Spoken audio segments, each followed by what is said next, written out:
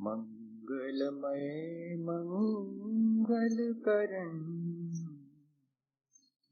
वीतराग विज्ञान नमो ताहि जाते बहे अरहंतादि आदि सागर सुधी जो विद्यादि सागर सुधी गुरु हैं तैसी शुद्धात्म में निरत निश्चय उपदेश वे पाप ग्रीष्म ऋतु में जल है सयाने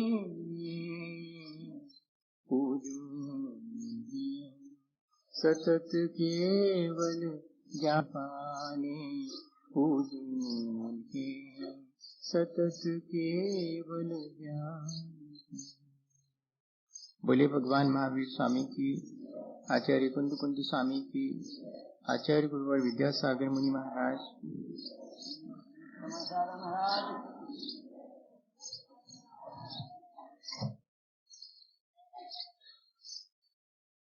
हम लोगों ने ये बात बहुत अच्छे से पिछले दिनों समझ ली है कि हम जैसा कर्म करते हैं उसके प्रतिफल स्वरूप हमें वैसी ही जीवन में सुख दुख की प्राप्ति होती है।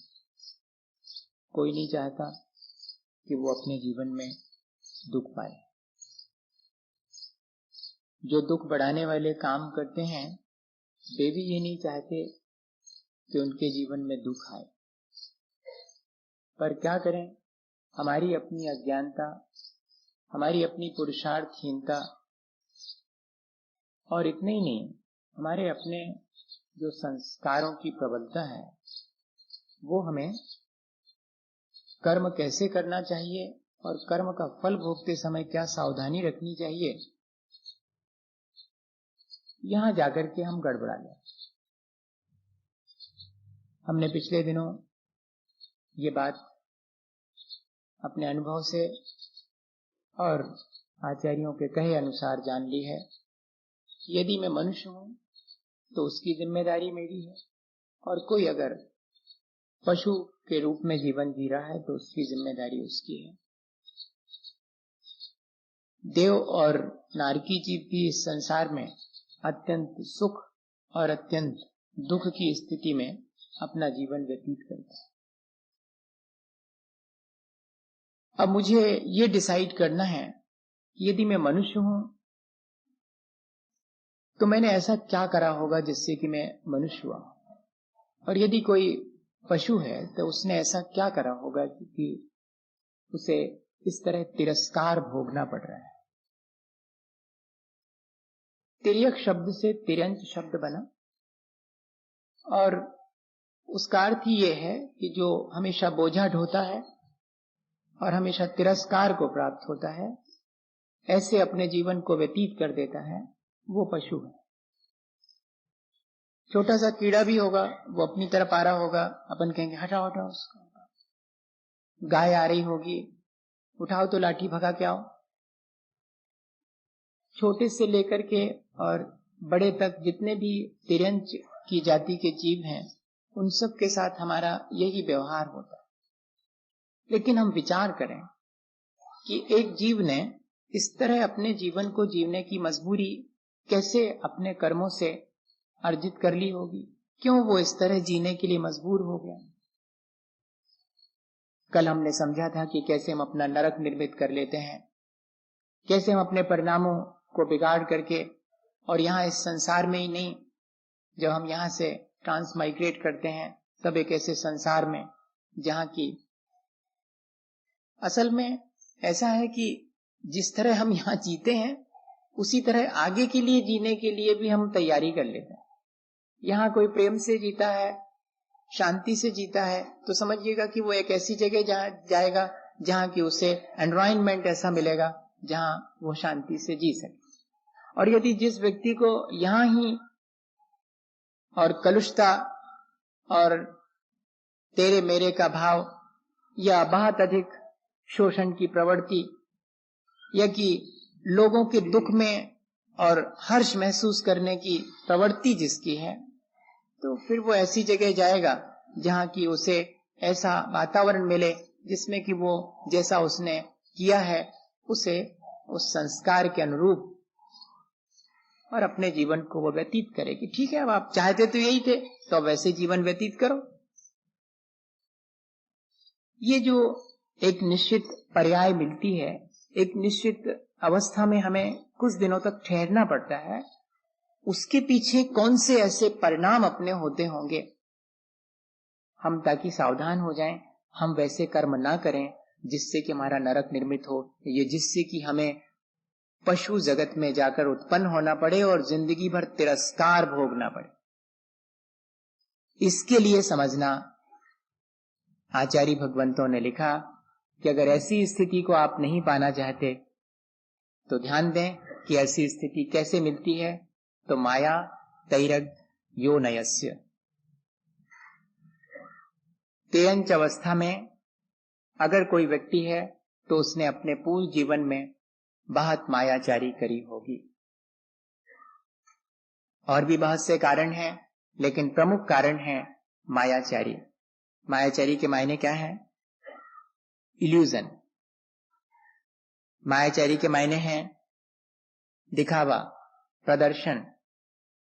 मायाचारी के मायने हैं, यही तो है माया संसार की, जोड़ जोड़ के रखना, वो भी उसी में शामिल है, वो बिना उसके इकट्ठी नहीं होती।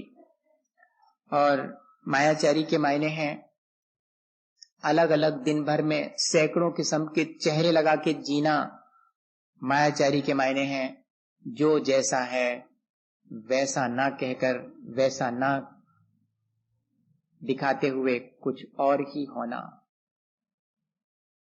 इतने सारे अर्थ हैं मायाचारी के, अब समझना पड़ेगा।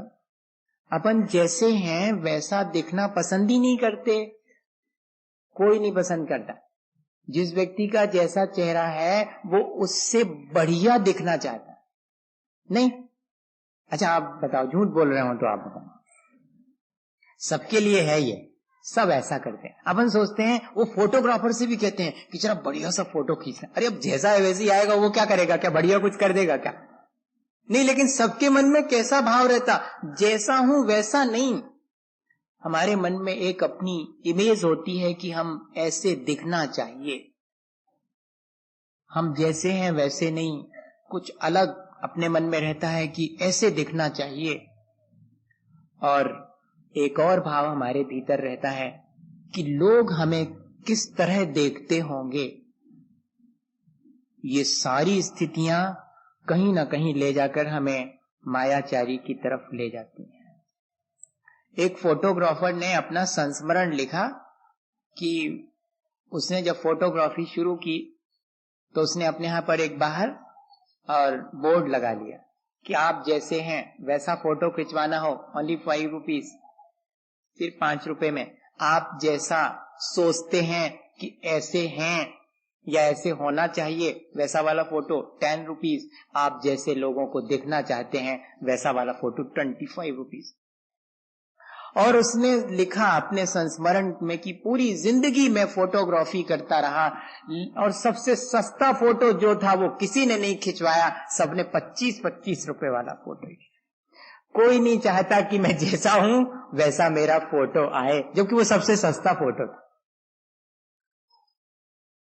इससे क्या प्रतीक, इससे क्या ध्वनित होता है? हमारे भीतर ऐसा भाव या तो संस्कारवश कह लेवे या कि हमारी असावधानी, अज्ञानता कह लेवे, इस वजह से होता है। यदि हम थोड़े से सावधान हो जाएं और इस बात के लिए जागृत हो जाएं कि भाई जैसे हैं वैसे ही रहे ना। अगर अपने को वैसा नहीं पसंद करते हैं तो अपने को इंप्रूव करें। एक चेहरा लगा करके क्यों जिए? इतना भी यदि हम अपने मन में विचार कर लें तब बहुत सारी चीजें जो जीवन में हम कर रहे हैं उनका स्टाइल चेंज हो जाए। कर्म करने का, कर्म तो सभी कर रहे हैं, बस कर्म करने के पीछे जो मानसिकता है वो बदलने से कर्म का फल बदल जाता है।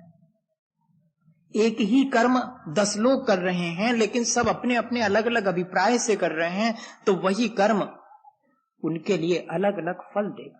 अभिप्राय बहुत कीमती है। कई बार ऐसा होता है कि अनजाने में, नहीं चाहते हुए भी, संस्कारवश हमारा अभिप्राय मायाचारी का हो जाता है।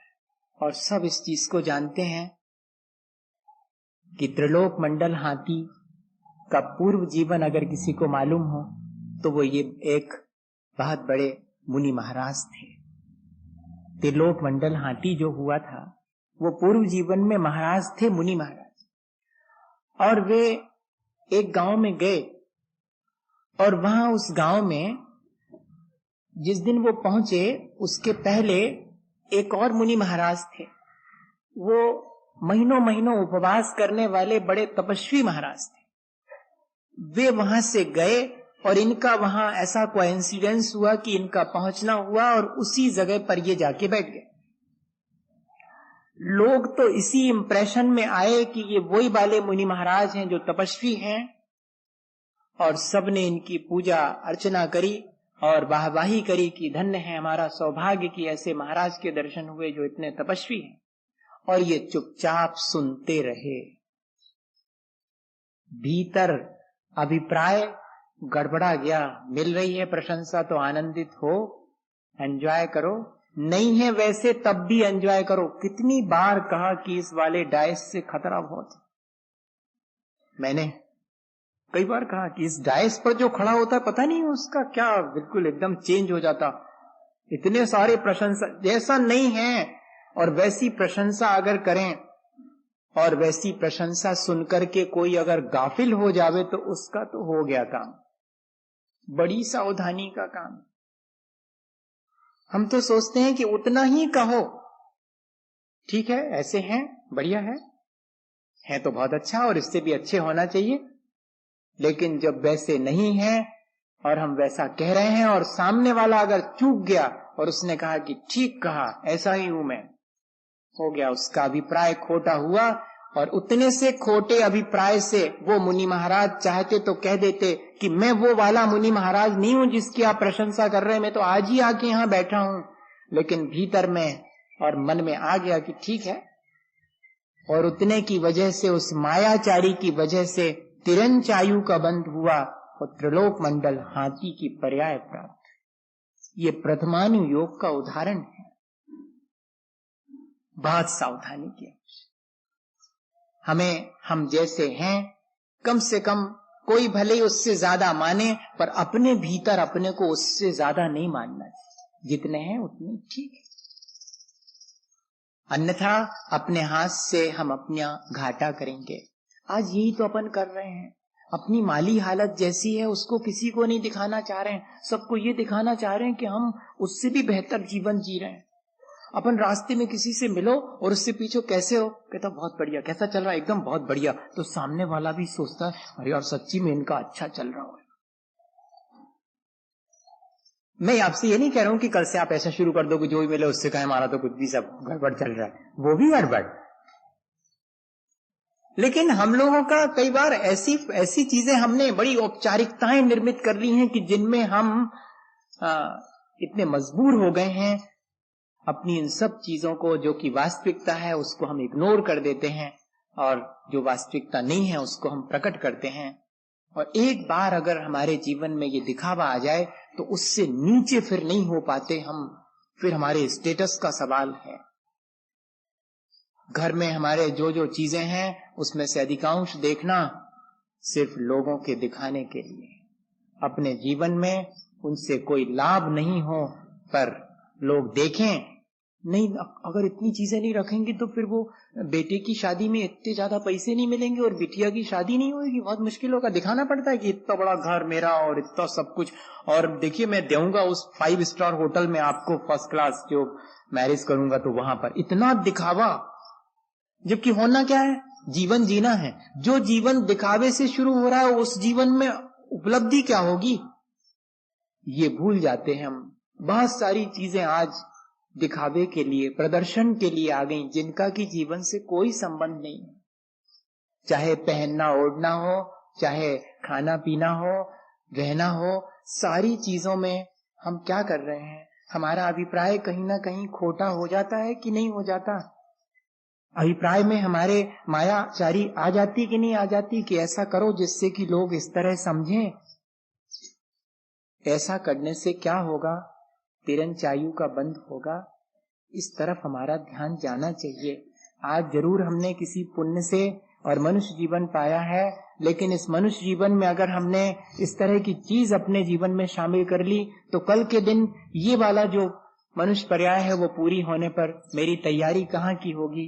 मेरी तैयारी वहीं जाना। मुझे बहुत आश्चर्य हुआ, मैंने हमेशा होता था, उत्तर मिला वो बाद को मिला, उसमें भी बहुत आश्चर्य हुआ। मुझे लगता था कि ये सूअर कैसे बनता होगा? कोई जीव ही तो है, उसको सूकर की पर्याय कैसे मिलती होगी? और छोटे कितने भी मांसाहारी जीव भी हो और उसके छोटे से बच्चे को गोद में लेने का मन करेगा, शेर के बच्चे को भी गोद में लेने का मन करेगा, बहुत प्यारा लगेगा, लेकिन सूकर के छोटे बच्चे को भी छूना पसंद नहीं करेगा। तो जबकि छोटे बच्चे तो किसी के भी हों बहुत प्यारे लगते हैं, लेकिन एकमात्र जीव है जिसमें कि सांप के बच्चे को भी छोटा बच्चा पकड़ना चाहेगा और इतना सुंदर लग रहा है, लेकिन सूकर के बच्चे को नहीं पकड़। ये पर्याय कैसे पाई होगी? उसमें लिखा हुआ है कि जो अत्यंत अहंकारी होता है, और इतना ही नहीं, जो मुनि जनों के साथ कुटिलता का व्यवहार करता है, उनके साथ छल कपट करता है, वो सूकर की पर्याय है, जिसे कोई फिर छूना पसंद नहीं करता। एक किताब निकली है भावत्रयी ऐसा करके, भावदर्शिका, जिसमें कौन सी पर्याय हम किस भाव से पाते हैं ये लिखा। उसमें मैंने जब पढ़ा, बहुत दिन से मन में प्रश्न था, अभी पिछले बार की ये बात है, वो किताब नई सिरे से प्रिंट हुई और उसमें पढ़ा। ऐसी ऐसी चीजें, ऐसे ऐसे भाव हमारे हो जाते हैं, हम देखते हैं संसार की विविधता, तुम्हारे मन में प्रश्न तो उठते होंगे कि ये ऐसा कैसे बना, ये ऐसा कैसे हो गया होगा, ऐसे ने क्या किया होगा। ऐसा अगर अपन विचार करें तो कम से कम इतना तो हो सकता है कि वैसे हम होने लगे तो अपने को संभाल लें कि भैया अपने को नहीं करना, नहीं तो ये स्थिति बनेगी अपनी। इस अपेक्षा से ये लिखा जा रहा है आचार्य भगवंतों के द्वारा कि अपने परिणाम हम संभालें, कि कैसे परिणाम कर लेने से हमें कैसी खोटी पर्याय प्राप्त हो जाती। और इतने ही नहीं, हम लोग फिर अब जब मायाचारी करते हैं और वो छिपती नहीं है, वो तो प्रकट हो जाती है, तो हम तर्क देते हैं। जब वो नहीं छिप पाती तो फिर देखना हम आर्गू करने लगते हैं। अपनी मायाचारी प्रकट होने लगने पर ये भी अपन के स्वभाव में, इसको ही बदलना पड़ेगा। क्या हुआ, एक बार एक व्यक्ति के वो धोबी होएगा तो उसके यहाँ गधा था, वो ले जाने के लिए कपड़े वगैरह। दूसरा कोई धोबी आया और उसने कहा कि क्यों भैया आज हमारा तो थोड़ा गधा अस्वस्थता है, आप अपना वाला दे दो। अब उसको तो देना नहीं था, तो है नहीं, वो अभी कहीं गया हुआ है। अब बताओ, ऐसा कह दिया। अब लेकिन गधा तो भीतर बना था। अब उसी समय उसके आवाज आ गई उसकी, तो वो जो बाहर लौटने वाला था कि ठीक है कहीं गया है इनका गधा, तो उसने कहा कि लगता तो है कि भीतर है। तो वो मालिक बोलता है तुम्हें कैसे मालूम कि भीतर है? तो उसने कहा कि वो गधा ही तो आवाज दे रहा है। तो बोलता निकलो बाहर निकलो, मैं ऐसे आदमी पे विश्वास नहीं करता जिसको मनुष्य की आवाज पे तो विश्वास ना हो। मैं कह रहा हूं मेरी बात पे विश्वास नहीं, और गधे की बात पे विश्वास कर रहे हैं। आर्गुमेंट देखो आप, उसका तर्क देखो आप। वो कह रहे निकलो बाहर, मैं ऐसे आदमी को गधा दे ही नहीं सकता जिसको मेरी बात पे भरोसा नहीं और गधे की बात पे भरोसा है। ये इस तरह, ये तो एक उदाहरण है। ऐसा अपन अपने जीवन में कितना कुछ करते हैं। कभी याद करें कि अपने काम बनाने के लिए छोटी छोटी सी चीजों में और हम किस तरह से छल कर लेते हैं, किस तरह से दूसरे के साथ कपट कर लेते हैं। दूसरे के साथ तो छोड़ो, अंततः वो होता अपने ही साथ है। आत्म प्रवंचना सबसे निकृष्ट मानी गई। सोचते हैं दूसरे को ठग रहे हैं पर ठगते स्वयं को हैं। अच्छा, जब जिनके बाल सफेद हो जाते हैं तो वे अपने बालों में खिजाब लगा के उसको काला बनाते हैं, तो क्या वे दूसरे को ठग रहे हैं? अरे अपने को ठग रहे हैं। एक व्यक्ति के बहुत सारे काले बालों में एक सफेद बाल दिखा, उसने उखाड़ करके अलग कर दिया। लोगों ने कहा कि क्यों? बोले वाह, थोड़ा सा सौंदर्य बोध भी तो होना चाहिए, इतने सारे काले बालों में वो सुंदर नहीं लगता था इसलिए अलग कर दिया। जबकि भीतर में किस बात को हम स्वीकार नहीं कर पा रहे हैं? अब बुढ़ापा आने वाला है, अब मेरे जीवन का अंत निकट आने वाला है। इस बात को स्वीकार नहीं कर पाने की वजह से हम अपने साथ छल कर रहे हैं और उसको या तो काला बनाने की प्रक्रिया करते हैं या फिर उसको हटाने की प्रक्रिया करते हैं। ये छोटा सा उदाहरण है कैसे हम अपने जीवन में अपने आप को ठगते हैं। अभी वो आए थे जो आपके यहाँ पर कवि, तो उन्होंने लिखी एक कविता, धोखा देने वाला धोखा दे रहा है इस अदा से कि वो जो दे रहा है धोखा नहीं है। ऐसा नहीं है कि खाने वाला बुद्धू है, धोखा खाने वाला धोखा खा रहा है इस अदा से कि वो जो खा रहा है वो धोखा नहीं है। धोखा धोखा होने के बाद भी फल रहा है, दोनों में मजे में है, दोनों का काम चल रहा है। धोखा धोखा होने के बाद भी फल रहा है, दोनों में मजे में है, दोनों का काम चल रहा है, धोखा देने वाले का भी और धोखा खाने वाले का। इस तरह हम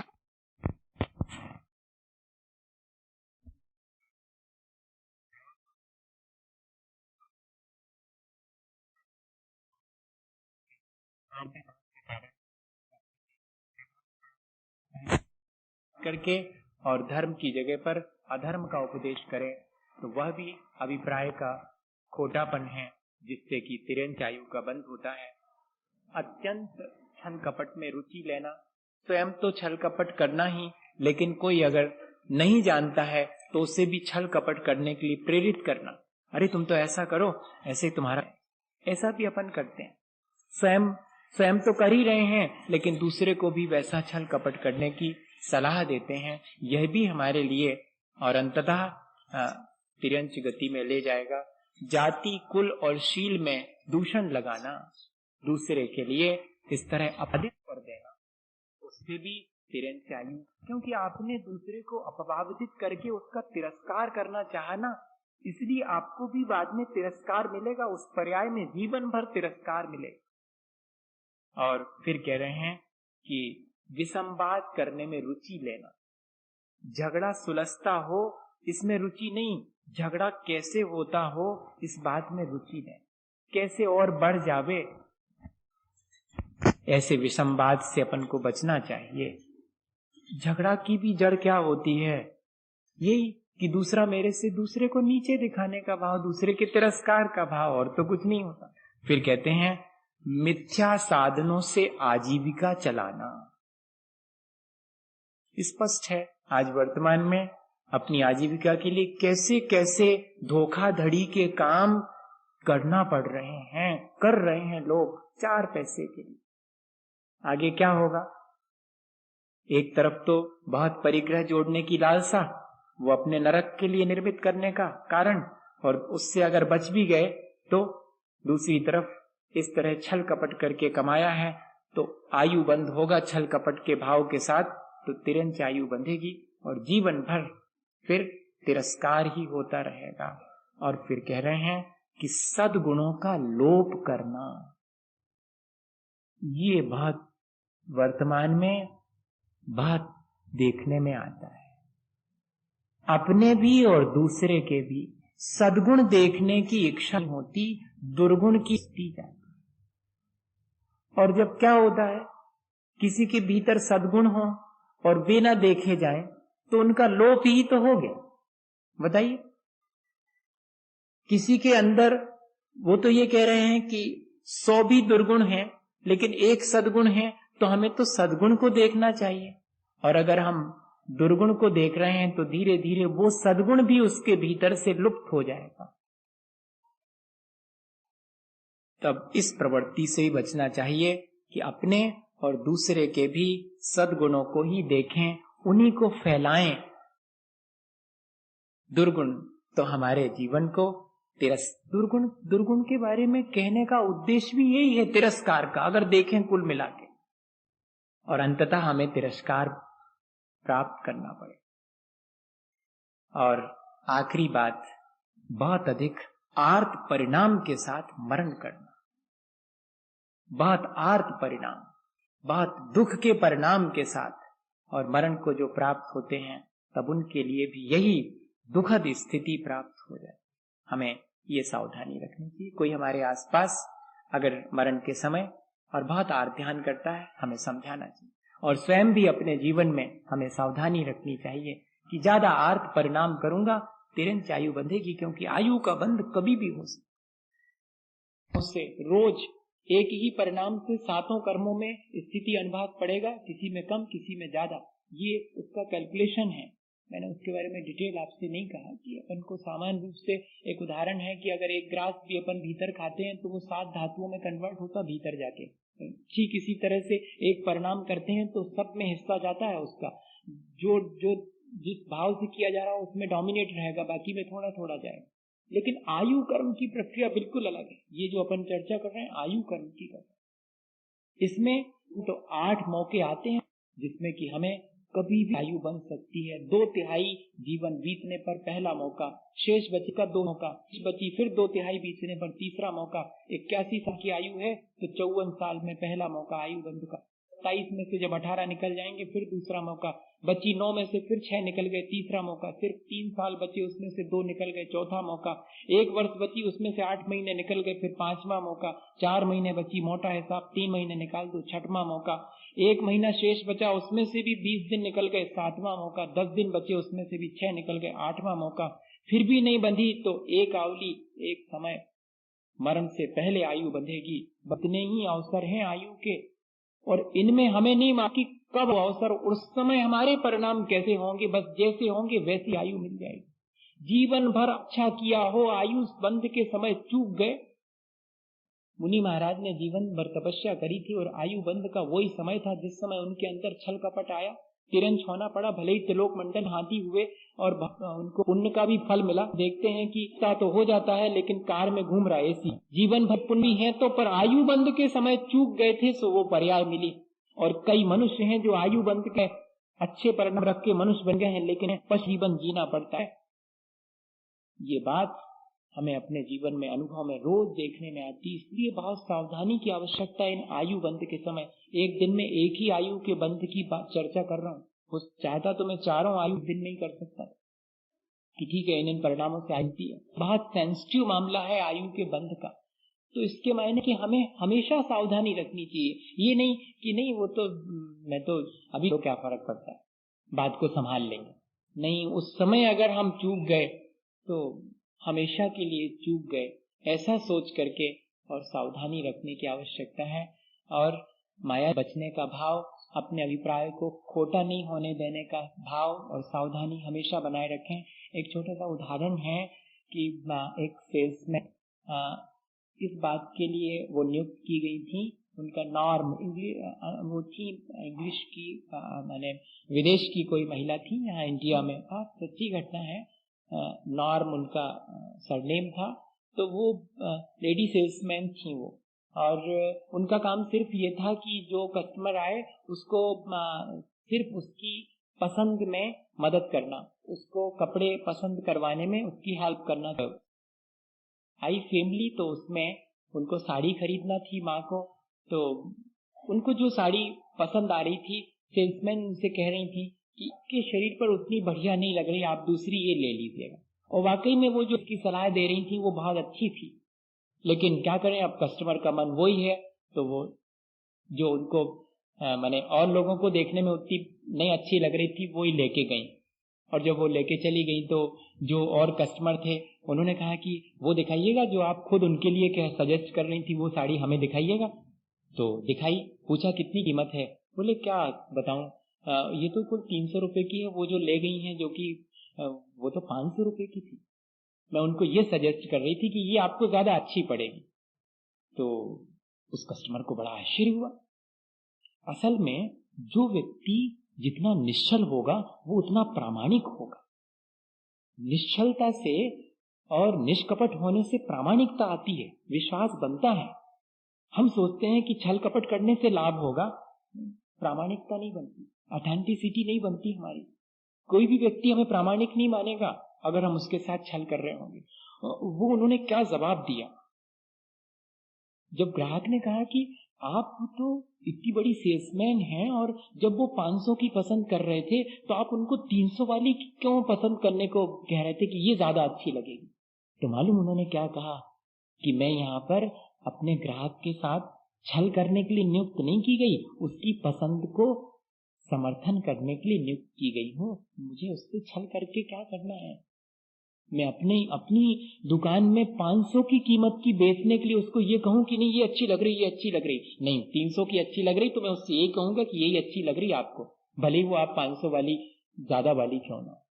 ये एक उदाहरण है। ऐसा क्या अपने जीवन में अपन नहीं कर सकते हैं? लेकिन अपन तो जल्दी से अपना ईमान खो देते हैं छोटी छोटी सी चीजों को लेकर के, वो भी सांसारिक चीजों को लेकर के, और जल्दी से और अपने परिणाम खोटे कर लेते हैं। अभिप्राय अपना अच्छा रहे, दिखावे का ना रहे, दूसरे को ठगने का धोखा देने का ना रहे। जीवन भर अगर इस चीज को हम बनाए रखें तो फिर निश्चिंत हो जाएं कि हमको फिर अब पेरेंट्स में नहीं जाना पड़ेगा। हमने ऐसे परिणाम ही नहीं किए जिससे कि हमें उस स्थिति को प्राप्त करना पड़े। इसी भावना के साथ कि हम हमेशा अपने परिणाम संभालते रहें, उन चीजों से बचें जो कि चीजें हमारे लिए अहितकारी हैं। ऐसे भावों के साथ बोले आचार्य गुरुवर विद्यासागर मुनि महाराज।